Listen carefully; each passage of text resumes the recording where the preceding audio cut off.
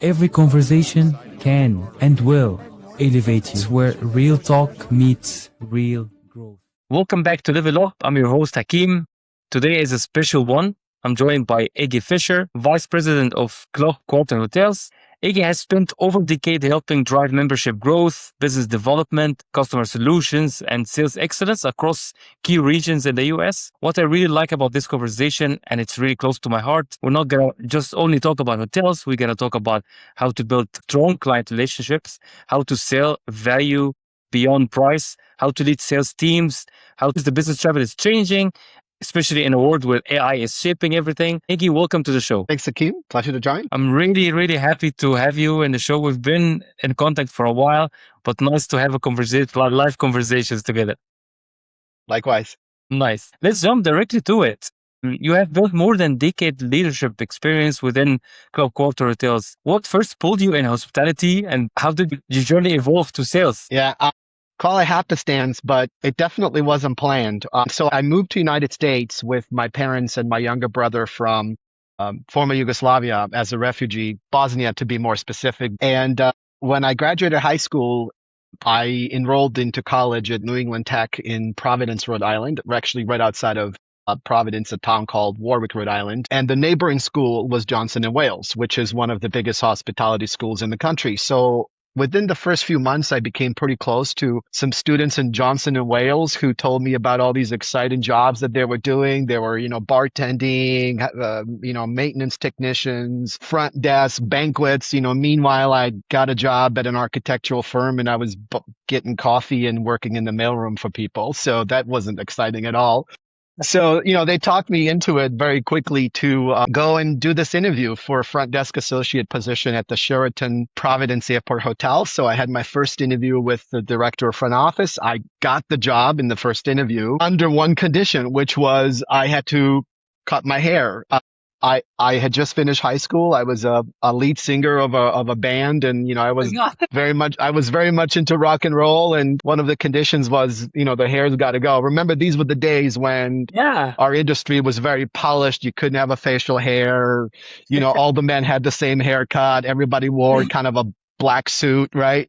So it was a very kind of proper dress code, if you will, right? So I got that first job and I was really excited and I was really happy. I was thrilled to be in this sort of very people-centric industry, and I fell in love with it very quickly. I stayed there through college, and when I moved back to Boston, I found real mentors that saw something in me. I moved through a couple of management companies, and I had a conversation with one of the general managers when I was actually getting ready to move on to the next job. And he said to me, "Hey, listen, you've got the gift of gab. You're in the wrong job. You should really be in sales." I mean, I was pretty good at, hotels will oversell.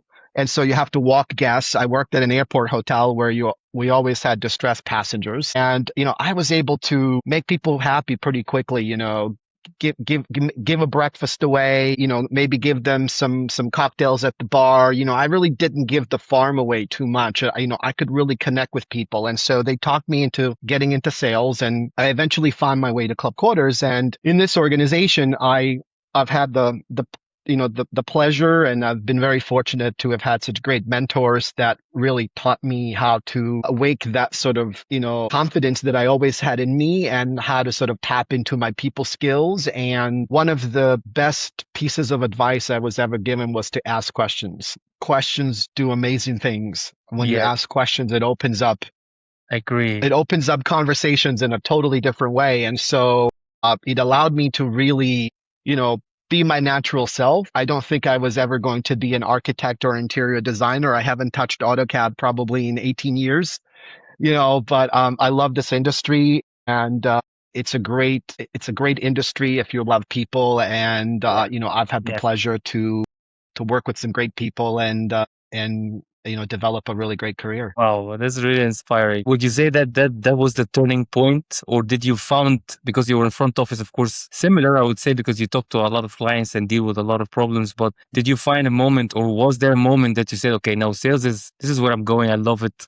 Or was this the force that brought you into sales? I probably got into sales because I really wanted to have a little bit more stability in my life, if I'm perfectly honest with you, right? Working as a manager on duty, Yeah. Working in front office or working in banquets is a very hard job with a lot of labor, and Yeah. you work in all kinds of hours. And I really wanted to be the person responsible for bringing people into the hotel. Wow, that's amazing. I was always really amazed. I always looked at salespeople when they walk through the lobby and they're doing a site inspection and they're meeting with clients, and then they bring the client to us at the front desk, whether we're validating parking or whatever the case might be. The clients, sometimes you would see a client walking with this like poker face. You don't really understand if they're even happy to be there. And then they're walking out really happy. And I think that's the magic of the salespeople. Yeah. Yeah. And so, yeah, I got into sales because I really wanted to be,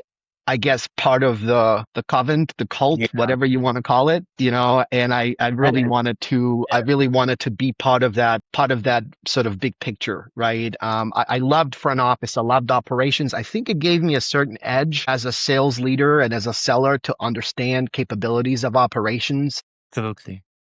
Many people that mentored me would always say to me, sell the dream and then the operations will deliver. I don't quite believe that all the way because I used to be part of operations, but I do believe it's important to have the I dream, agree. and knowing how operations plays into that. I believe it gave me a certain edge that really helped me to understand that better. I agree, especially being in the operation and then in sales, you understand the business. You can really talk to your clients and you can really bring solutions and solve problems. So I'm really happy to hear that. And I kind of mirror you of the same. But you had it on you. You had the sales talent because I always say, there's a lot of salespeople out there, of course, thousands and millions around the world. But the true sales it's a talent. You don't really learn it from an education organization or an university. It doesn't exist, but it comes with experience. It comes from, like you said, this feeling of making people happy and helping people. And I know that about you. So I'm really glad to bring you here and talk about it in more depth. So we're going to come close to that. But for the people Sure. who may not know Club Quarters Hotels, how would you explain the brand and the membership model in a simple way? So a quick bit of history. Club Quarters was founded in 1994, and we have consistently been industry innovators in many ways, from, introducing self-check-in kiosks for check-in and check-out, or registration as we called it, to creating club living room spaces, to, developing a traveler reward system. Yeah. We've always stayed at the forefront of innovation.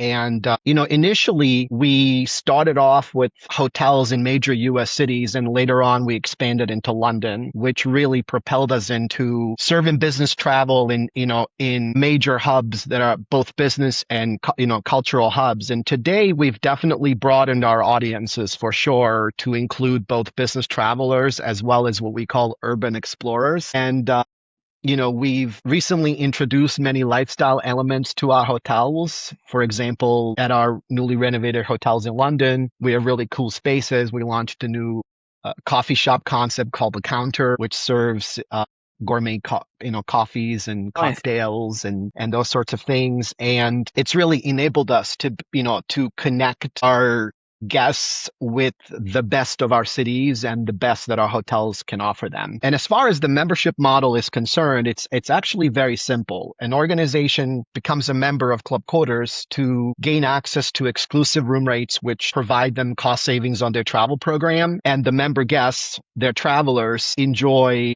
certain exclusive benefits, such as our rewards program that we offer them, as well as some special perks on weekends and holidays for their personal use. So that way, the benefits of Club Quarters extend beyond the work week. That's really interesting. And especially for the membership model, because of course you've been from a while. I mean, Quarter Clubs from really long time doing that. But of course, I think after COVID, a lot of hotels also trying to, implement the subscription membership kind of model. What do you think? Why this is powerful from sales and business development perspective for the business? When I joined Club Quarters, I really couldn't believe the amount of large corporate clients we had and the amount of market share that we had. It was quite remarkable. And we were a pretty small company with, I think, 9 or 10 hotels at that point, right? And we had all of these Fortune 100 companies and the large financial institutions that were using Club Quarters. And, we've obviously evolved a lot, especially post-pandemic as a brand, and the membership model itself has evolved quite a bit. It's definitely not what it used to be 10 years ago, right? Absolutely. The Yeah. subscription model is really different today than it was, years ago. But what's kind of remained at the forefront of our organization is really our talent. You mentioned that earlier when you started. It's been about the people. Right. This organization has a lot of tenure. It has a lot of longevity. When I started at Club Quarters, there were people that were in the organization for 5 years, 10 years, 15 years. Some of them were employees of Club Quarters in 1994 when we opened our first hotel. Wow. That says something. And, and some of the clients, our members, were with us, from that time, and we still have many of them today from that time as well. And what I think it's less about the subscription. It's more about sort of this human-centric culture that we've kind of created in our industry overall. And I'm not speaking just about Club Quarters. I'm speaking about our industry in general. We are very much an emotional commodity. It's not like buying pencils. It's not like buying pencils and computers. People buy hotels differently. It's about relationships. And to do that, you have to have this really great culture. And the customers have to feel that culture. And I think our customers at Club Quarters really feel that culture. And they know that when we say we're going to do something, we do it. We have a very unique model that enables us to provide them certain benefits that we know may not be as profitable, for example, for us on certain times of the year, but we do that because that's the right thing to do for our customers. And it's the people behind the scenes that believe in it and deliver this service excellence, and the customer really feels they're getting value from us throughout all these years. And I think that is ultimately what matters the most. I love to hear that, because I believe we live in a time where there's not really an ugly hotel. All the hotels are nice, with nice services, nice facilities, nice living room, and especially with all the new developments happening. But what really makes the difference, like you said, the people, is really what, this nice experience that you can give to somebody that will bring them back to your hotel. And then it's not really after a material thing, but after the experience that they're getting. So really interesting. And this is absolutely takes, as you know, time and efforts and years to build. My next question is about the sales excellence that really helped you to kind of achieve that. What does that mean to you in practice? So this may be a little too simplistic, but I'm going to say it. For me, sales excellence isn't about whether or not you have a pipeline discipline, you have the right systems in place and all of those things to track how excellent you are in being an effective sales organization. For me, it boils down to one thing, and that is talent, right? It's that simple, right? Very often we make quick hiring decisions. We like the very first person that we see in the interview, and we hire them, and then we find out very quickly that it's a wrong cultural fit for them, for us. And you go through this really painful process of discovery only to come to a mutual conclusion that things aren't working out, right? And so I think as sales leaders, we have to be better at identifying what we want in our sales talent and being very honest and transparent with candidates about who we are as an organization, what do we represent, what do we culturally believe in, and then we hire those really great salespeople that are a fantastic fit for our culture, and we give them the support, the pipeline disciplines and trackings and all of the things and systems that they need to be excellent at their job. And we empower them to, sort of be best at what they do, which is building long-term relationships, right? Because great salespeople aren't really good at putting things into a CRM system. They aren't really good at, having a 101 pipeline review, and they have all the notes in the system and all of those things, right? What they're great at is building relationships. They're great at telling the customer why you're so special and what makes your organization so different from the other organization, right? And it really boils down to talent. And the best salespeople are problem solvers. They love chaos. They're going to take a challenge, and they're going to say, I'll figure this out. And I'm going to engage a lot of people within the organization to figure out a solution that makes sense for us, that makes sense for the customer. So it really boils down to talent. And for me, over the past year, since I've been promoted into the vice president role to lead our global sales team, I have paid a lot of attention to the talent and the people that I want to surround myself with to make our organization really what I call the best in class. And and the best in class at Club Quarters may be different than the best in class in another company. And that's fine because every company has a different culture, but you have to figure out what works in your culture. And then when you have the right talent, you figure out what are all the disciplines around them that we need to have in order to measure everyone's success and mentor them and coach them and make them even better. And so when I look at sales excellence, I really look at talent first, everything else second. That's powerful. And I love that you started it with the leadership, that support that comes from the top, that really motivate the people and makes them do what they want. Because in the end, you can be with a great talent, but if you don't have the support from the leaders, then it's difficult to do, of course. And I think it happens to all of us in certain times in our career, that you always, like you said, good salesperson always want to find solutions, want to, go talk to this person, go talk to that person, and just make it happen. Absolutely. Yeah. Yeah, very often I have heard some of my, industry peers or even some of my former managers that I've worked for have said to me, it's really hard to manage great salespeople. And my answer is you're not supposed to manage them. Yes, correct. Great salespeople can't be managed. They can only be led.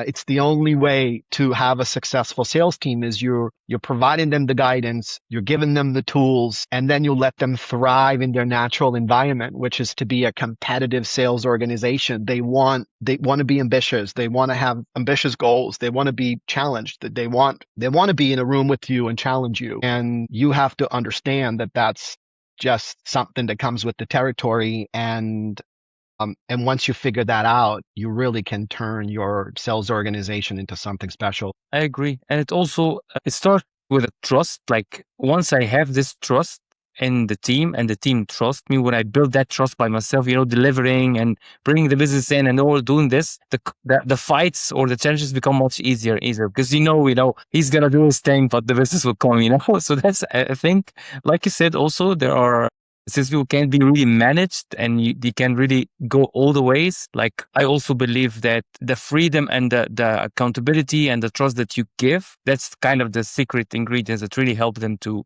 do out the most, because every single situation is different. Every single client or issue is different, and it's different from organizations to organization, from salesperson to salesperson. But what really matters is, like you said, is really solving the problems. And I also want to bring this, you said it in the beginning, and I love it the most, is asking questions. It's like the more you ask questions, the more understand about a client, makes everything else easy. Yeah. It's a very powerful tool, because what asking questions essentially allows to happen is for the conversation to become a dialogue instead of a monologue. Yes.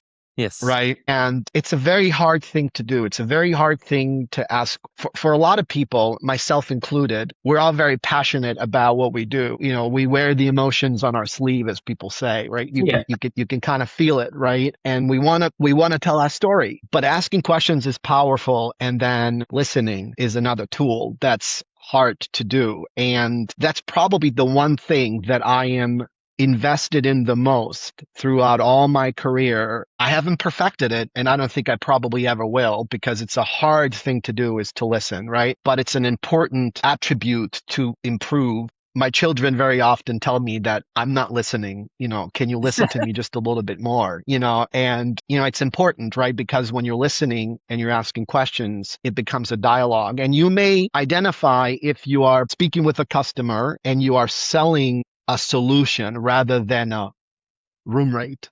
I love that. I think very often our industry boils down to the room rate, but it's really not just about the room rate. Let's face it, like everyone's got the room rate. Everyone has a room product. Right. Everyone's got a front desk, right? Sure, you may have a more shinier front desk than me, but at the end of the day, we're all kind of the same building in a way, right?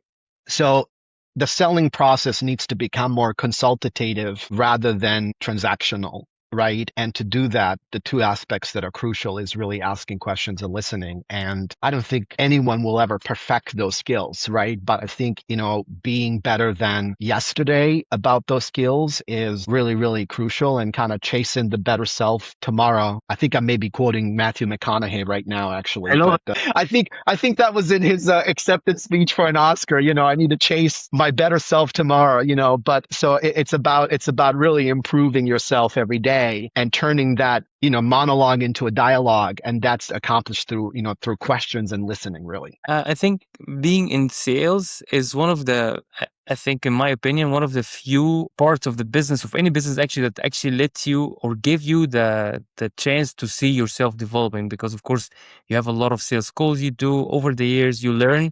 You see yourself last year or in the beginning, then now you have more patience, you listen more to your clients, you understand more about your clients. I think in the beginning, if any person's sales career, you just want to go out there, get outreach and make all these calls and make all these emails.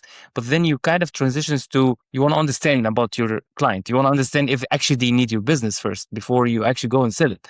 And it's a path. And you, like you said, you look on the back, you realize that, and you try to evolve and try to be better. Because I'm like you, I don't think I'm perfect in listening or in asking. I'm learning, and I'm getting, of course, like leveling up, myself, of course. So Yeah. really, Well, acceptance is key. So accepting first that, there's something that we need to learn is really important. But I want to add to what you just said, because what's important is really to distinguish whether you have a good salesperson or a great salesperson, right? it's a good one. Because a good salesperson can close business. There's no question, right? They'll close it. A great salesperson will know when not to close it. And I know that sounds a bit backwards, so I'm going to explain it. A good salesperson is very reactive. They get the RFP, they answer very quickly. They get all the points in the checklist done. The client's happy with the timely response. The quote comes back. They sign the contract. They move on to the next deal. A great salesperson sees future, right? They're not operating in present. They're operating in the future. Future, yeah. And so they look at the deal and they say, I know I can close this deal. This is a piece of cake for me. I could do this in my sleep, right? What I want to know is, where can this go tomorrow, a year from now, 3 years from now, 5 years from now? And so they're going to ask questions. Again, they're going to ask questions. They're going to identify what's the long-term need for this particular customer, right? And are we a good fit for this customer long-term? Or does the customer only need maybe a short-term fix, right? Because they have a particular immediate need. They got to book a group or whatever the case may be. And a great salesperson generally will say, not for me. I need to work on bigger things, right? I want to make an impact in the organization. And so I think it's important, that you sort of have that aspect within your sales organization, is that that great salesperson that sees the bigger picture. And what they also see is, they see that human connection as the way to build the long-term relationship versus, I got to get some revenues in my pipeline, right? And so I think, they understand that, we're not building a successful hotel company for today. We're building a successful hotel company for the future. And a great salesperson, it's almost like an innate trait that is embedded into their DNA, and they Yes. just understand they just know how to get that out, and I think it's important. Almost everything we're saying, it's like everything's boiling down to talent. It's having the right people Correct. in Correct. sales, right? That will get that customer to open up, right? Very often, I've witnessed a great salesperson come to me and say, I'm going to figure this customer out in 3 months. And and I know for sure there's more, on paper, you're looking at going, no, there's no way. And then they come to your office 3 months later and they go, it's $1 million piece of business. Yeah.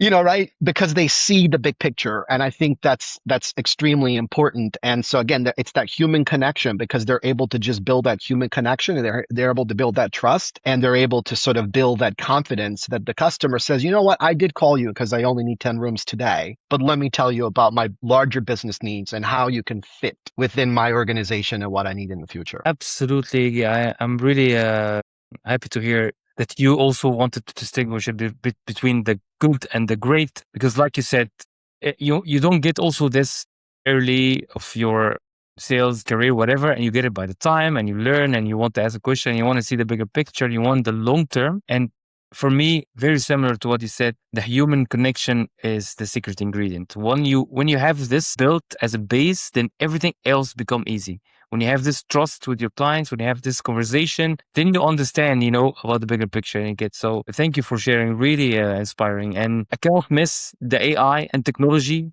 I'm going to talk about it in a minute. I think this is such an important topic, especially the life we live in and all the technology and AI tools and CRMs and all of that. And many people think technology will replace sales. I don't. But I believe also it actually will make the great salesperson life easier, and it will help the relationships, and it will help the listening and the strategic thinking and all that. But what do you think about that? What's your opinion? Well, we live in an AI world. So for anybody who thinks that AI is not going to change our lives, they're living under a rock, I think. But I welcome AI in our industry. I love this question. I've talked about it quite often, actually, in some of the events I've participated in. I say, let the technology take all the parts, all the mundane tasks that are involved with our job, all the non-human aspects of our job. Let the technology take over. Let the technology take over the RFP process. Let the technology take over the negotiations. Let the technology take over tracking how many activities we're doing and all of those things, right? I think it's going to cut down on all the administrative stuff that great salespeople hate to do, right? Right. And because the one thing that a machine can't do yet is it can't connect with your heart. And by heart, I mean it can't connect with the emotional buying. It doesn't connect with, I get to know you and we get to do business together because we have mutual respect for each other, and you trust me, I trust you. Those aren't the things that AI is doing, and I don't see that as an aspect of where it's going to take over those parts of the job. So soft skills kind of matter more now than ever before. Again, sort of relating back to asking questions and listening and all of those things. That's what you want in salespeople now. It's no longer about who's got the Rolodex and who knows, industry tools, right? Because AI is doing a lot of those functions. Now it's more about the emotional intelligence, and it's about how well can you read the room, right? Are you speaking the same way to a customer that's in the finance industry and the tech industry, right? Because they're two different buyers, right? They're two different needs, right? And so the skills are going to have to be very, very different. Now, it does raise a question though. Should we be doing interviewing differently? Because nowadays you do have to hire talent that understands that technology, right? The landscape of GDS and all kinds of things has changed because of AI, right? So, but I don't think it's going to replace humans in sales. I think it's going to help us do our jobs faster, more efficiently, and it's going to allow us to have better data so that when we sit at the table with the customer, the data is pretty close. I think the issue without technology is that the data may be just vastly different because everyone's looking at different sources. Yeah. Right. So I think that's where AI will really, really help in our industry. And, and I welcome it. I really do.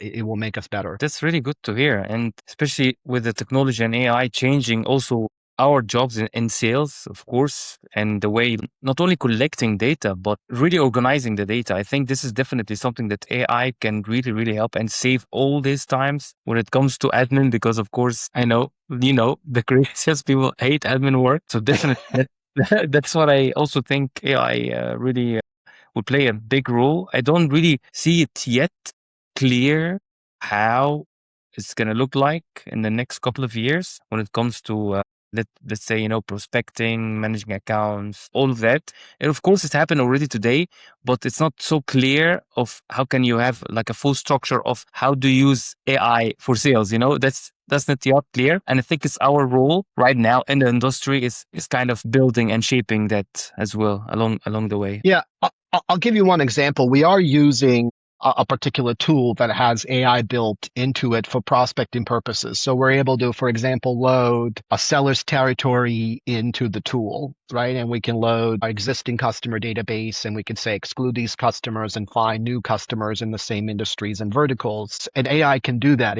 It can target companies. It can say this is the best contact within that company that you should reach out to. And it will even create like an email format, the tone that you should be using based on the company industry, based on the geographic location, right? Because the tone changes if you're sending something to someone in North America versus if you're sending something to someone in Asia, right? So we're still exploring this. We're not quite sure where this is going to go, but these are the ways that we're using AI to help us in our sales processes. But again, AI or technology doesn't make the customer feel valued, right? People make the customer feel valued, right? And so that's the aspect that I think it's crucial and will remain forever. I think always human, right? I agree. I hope so. I agree. It's the human connection again that we always come back to whenever any conversation happens in hospitality or tech.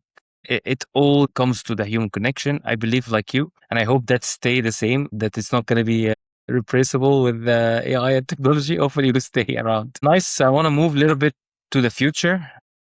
I think we've both been in so much in the hospitality industry with crisis and COVID and all of this. But what really changed from your perspective in the business travel industry the past couple of years, and what you think the future look like? So it's a great question. It's a question that comes up a lot in our industry. And I'll speak specifically to the hotel industry when I answer the question, right? So the booking process has evolved tremendously over the years, right? There used to be a time when there was a call center somewhere and a traveler called the person and that person made the booking. Yeah. Right? Whether it was a travel agent or someone in the office that called that travel agent, the bookings were done by humans, right? So policies were very different. Influencing of preferences was very different because it happened between humans, right? In the world that we live in today, it's very much a self-serviced world through the online booking tools, right? Because most companies are driving online booking tool adoption, whether they're using Concur or Spotnana or Navan or whatever they're using, right? It's all about compliance and it's about duty of care and capturing everyone into the same ecosystem, right? So the travelers are now actually going into the tool themselves and they're making their bookings. Very seldom is it done by an actual person. Maybe in somewhere in Latin America or somewhere there are some agents that are making some reservations, but in North America, predominantly, 80 to 90% of bookings are done in an online environment. And what makes this environment very complex today is that most organizations, if they're a large organization using a large travel management company and have this very sophisticated online booking tool, use what's called a multi-source environment, where they're basically inviting third-party content to supplement all of their corporate negotiated rates. And by third-party content, I mean Booking.com, Expedia, Kayak, all this inventory kind of comes into the ecosystem. And it complicates things. It really does, because there used to be a time when it mattered if a traveler booked a corporate negotiated rate. Right? Now it's more about let's get the traveler to use the system, period. And then we want to stay within policy. And so companies set their rate caps in place, right? And then the tool manages that policy, right? And travelers very often do not know if they're booking their corporate negotiated rate or if they're booking a third-party rate. And the problem with this is that the hotel doesn't know if it's not booked through a corporate negotiated rate. And so it disrupts service at the hotel level. And it also disrupts tracking as well. And this is where when we go to meet with customers, our data and their data may not match perfectly, right? Because they're capturing these bookings, which we call leakage in the industry, right? They're capturing these bookings, this leakage in the industry, but it has some real implications to service. Because most hotels can't recognize these travelers as being a traveler with the company X. And so they don't book within their same cancellation policy as their corporate rate. They don't book. They very often, they actually, in most cases, they can't get their points. That's correct. Yeah. Right. So you have an issue at the front desk where, they're trying to say, hey, how come I'm not getting my points? Right. And it's because you've booked a third-party rate, Expedia rate. It's non-refundable. You can't make any changes. It's an industry problem. we are trying to solve this issue by ensuring that we are also loading dynamic discounts on top of fixed rates if clients have fixed rates. So that way, if we do have to offer third-party rates that are more price sensitive to the market conditions, the customer can then get a better value through another rate that's available to their travelers to book. And so, and this is definitely going to change probably the way that negotiated rates will be conducted in the future, right? Because if we remain in this very dynamic environment, I don't know that fixed rates is the end all be all solution. I think it needs to be a combination of all of those things, right? But it is an industry problem, and we've recently hired a VP of distribution who came from Concur into our organization, who really understands this world and is helping us solve this. We're still not there yet, but nobody. We have to walk before we run. Nobody is there yet. I think that's the best way for me to say it. Yeah, you're right. It is definitely an industry problem, and I think it's like you said. I don't know if it's going to be fixed soon. I think we just have to deal with it, and we have to offer the solutions, like the dual rate, like you said, of course. But yeah, definitely, this is something also is really changing the way pricing structure, all that. And I think we're just in the early beginning for it. Let's see. But I don't want to, of course, leave you without touching on leadership and team culture, sales coaching. You as a leader, you've been also managing and building really great culture, and I'm sure a lot of success stories behind you. How do you build a culture where the team is still motivated, accountable, and confident in the value they are selling? Yeah, it's interesting that you've chosen to use motivation and accountability in the same sentence, because I think that's very, very important. I agree. And so I'll speak about them individually, and then I'll kind of tie it all together, right? Motivation is both internal and external from my perspective, right? And it ties back into great salespeople. If you've got great salespeople, they're just as good at internal motivation as they are at needing external motivation. Right. And if they're, great at motivating themselves, then they're also very good at holding themselves accountable to whatever it is that you've asked for them to do. Right. And they may be motivated by different things.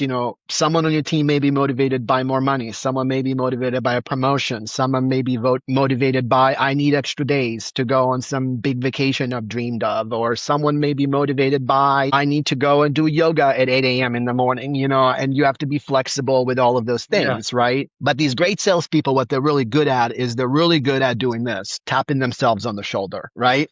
And when they do that, when they get that external motivation, it validates them, right? It makes them feel really special, right? And so the confidence comes from that internal motivation. Confidence isn't something that you can teach, I think. I think you either have it or you don't. And some people have more of it than others. And so I think in order to be accountable, you have to do a little bit of self-motivating, right? That you are the right person for the job. My boss trusts me. I know I can do this. My colleagues trust me. My colleagues will support me. And then when the manager figures out what motivates you at a more personal level and they give you that, then you're just going places, right? And so that's kind of really how I tie the three together. I think it's important that everybody has accountability and that everybody is ambitious in being as best version of themselves as they can be. I had a chance I was at a seminar a couple of weeks ago, and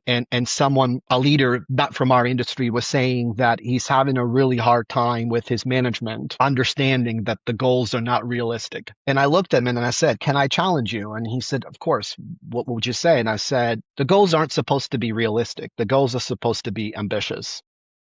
If the goals are ambitious, the result of that ambition is realism. If the goals are realistic, the result of that is mediocrity. So don't be mediocre. I love that. This is great. So, if you don't set ambitious goals and you're not holding yourself accountable to a higher standard, you're going to have a hard time. So that's kind of how I tied the three together. I mean, we hear it from a long time, aim for the sky, right? Or aim for the stars, correct? Correct. Yeah. I agree with you. And I love that you said that the great salesperson, they will tap on themselves. So they will motivate themselves. They don't depend on somebody to be motivated. I fully believe in that. If you are in sales and you don't have these skills, then just go somewhere else, go another segment, because in sales, you will have a lot of failures. You will hear no's so many times, and you will have a lot of people closing the door in your face. So if you're not learning to motivate yourself, it's definitely going to be a very difficult job for you. So I'm really happy that you brought it and also connecting both together. So my last question, actually I have two, but the last one in that kind of direction. If you go back in the time when you really started your sales career, and if you want to give yourself an advice that somebody also maybe starting the career now in sales can hear this advice, what would that advice be? I would say take the job and then learn, right? Very often I've heard people say, I don't know if I'm the right person for the job. They think I am, but I don't know if I'm the right person for the job. So what's the worst case scenario? You lose your job. Yeah. Right. But so take the job, learn, surround yourself with people that will teach you the technical side of the job, right? Because there are so many people in the organizations who have been there for 10 years, 15 years, 20 years. They'll teach you the technical side of the job. If you believe that you can bring value to the organization because of who you are as an individual, take the job and then learn, right? This is great. And so that's first thing. Second thing is find a mentor. When you take that job, you should take that job because the person that's hiring you is the person you want to work for. This is so nice to hear. Right? That's really, really important. That's you want to work for them, not because they're easy to work with, because they're going to leave you alone, but because you're going to learn something from them. I love when people say, "Oh, my boss is wonderful; he leaves me alone." But what have you learned from him? You haven't learned anything from him. Yeah. I'm not sure that that's the right solution. That's true. Right. And then third and probably most important point, which ties into my earlier comment, is be ambitious, right? Have conversations with your manager to understand the path for yourself in the organization in the future, right? If that's where you want to be, if there's a next job you want to have, if there's a promotion you want to have, but set those ambitious goals. When you are given a project to do something extra in that project to show that you are capable more than the project itself.